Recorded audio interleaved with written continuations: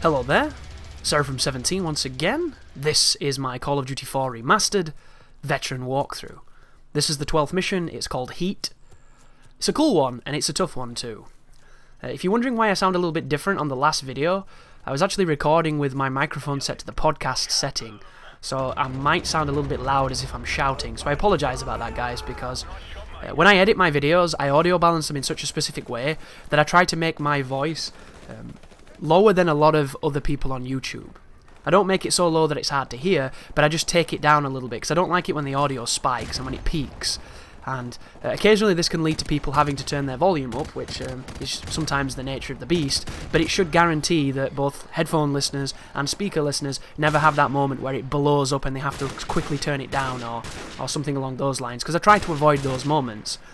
Editing and audio mixing is a work in progress, it's a constant evolution, and I'm not always, spot on as much as I want to be, but it's something I definitely pay attention to, so I just wanted to share that just in case you were wondering what was happening there.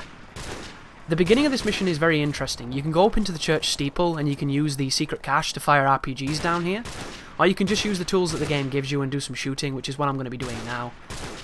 This is a level that was very difficult on the original, and it's very difficult on this one. But I would argue it's only difficult in one spot on this particular version of the game, and that is when you have to get back down the hill from the barn.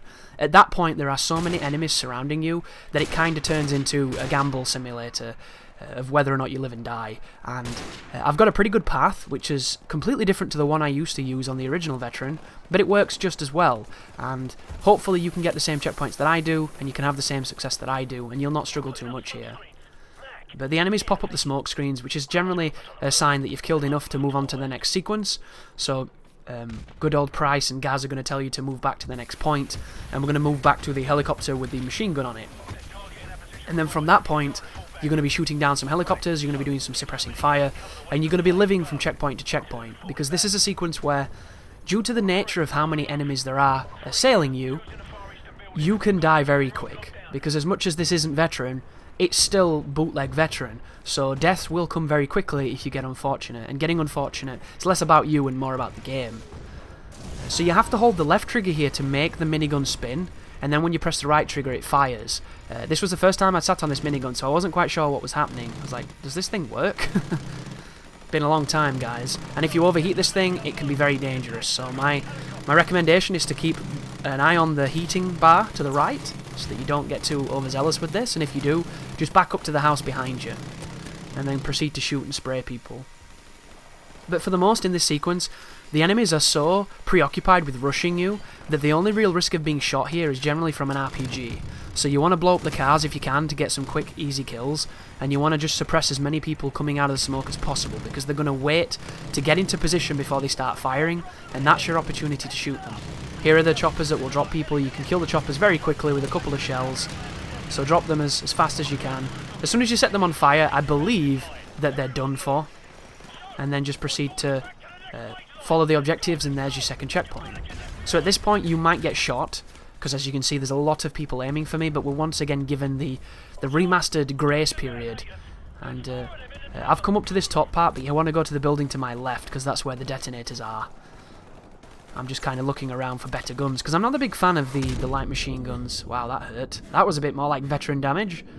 And then over here, every window in the roof of this building, or in the second floor, sorry, is going to have a gold overlay of like a flickering satchel charge. Go up to it, press your button, and then wait for people to stand in the circles to get maximum damage. And there you go, hit the detonators. Pretty simple stuff at the moment. But it does get more intimidating, folks. Which is going to lead me to a topic I want to talk about, which is the smoke grenades. Smoke grenades in Call of Duty are often underused, or often ignored, because it's a smoke grenade, why would you want to use that? Well, on Veteran, smoke grenades are probably the single most powerful grenade you can have. They're way more powerful than flashes. They are literally godsends. They are saviours of players all around the globe, because when you throw a smoke, the enemy does not have the same measure of detection and the same instant kill tendencies. If you've ever played Call of Duty 2 on Veteran, smoke grenades, whenever you were given them, you were generally given 3 and no refills, but you wanted to use them as intelligently as you physically could, because they were the difference between spending an hour on a checkpoint and spending a few minutes on it. They were that powerful, and if you were ever had to cross land with no foreseeable cover and instant death at every turn, you wanted to use a smoke.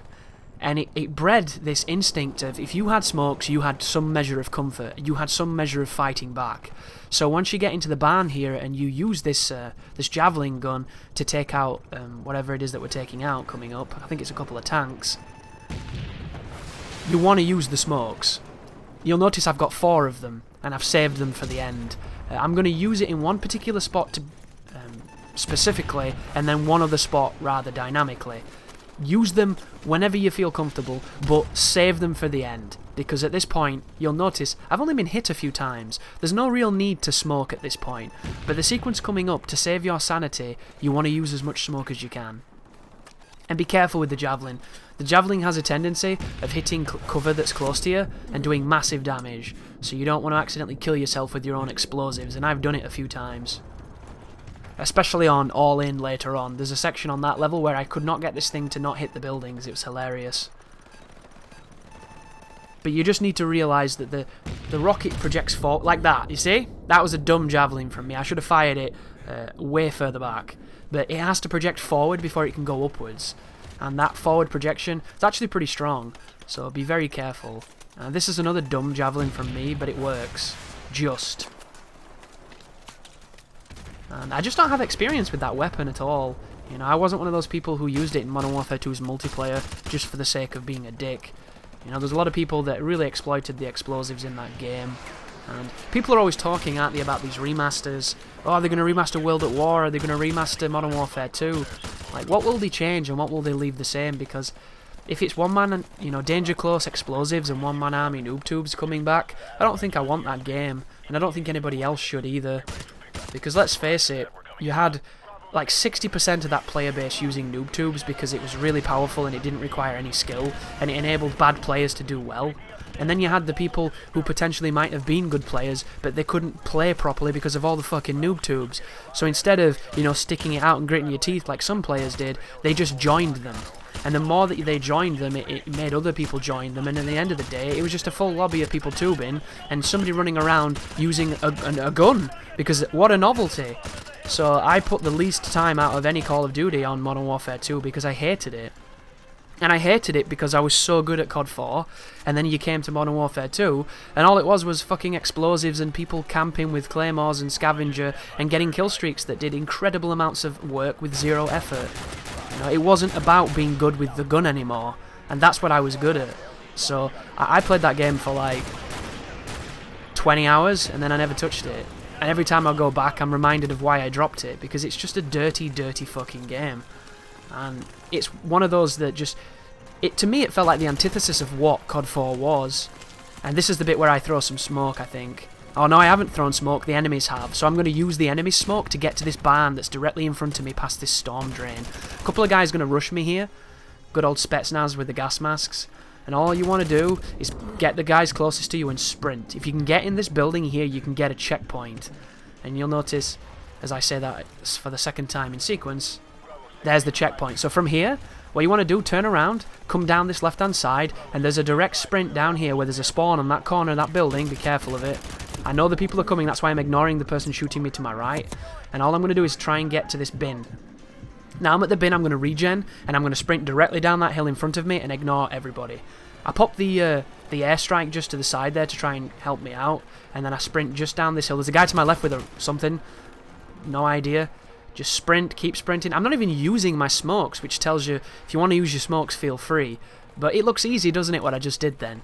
Looks like I did that first time. I didn't, guys. This was one of the areas in the remaster where I got killed, spawn, killed, spawn, killed for about 10 to 15 times before I got that good run that you just watched. So this is nowhere near as difficult as the original, but it still is pretty challenging. So keep those smokes, use them intelligently, and if you ever get stuck, chuck a smoke.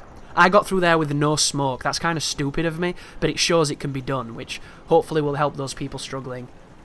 And if you're offended by me saying that this game is not difficult, please don't be, guys. I'm just comparing it to a vastly more challenging version of itself. I pop a smoke here to kind of protect me as I get onto the chopper, because the chopper's very collision-y, and it won't let me on, and my team all pile out before I can even get on it, so I get shot because of my team. And I'm not a fan of that at all. I'm not a fan of the collision. I'm not a fan of There's a lot of things I'm not a fan of. You've probably noticed this by now. Because to me, you're killing the player for no other reason than ritual, and it's silly. But thank you for watching. I hope you have good luck on that one, and you take care now.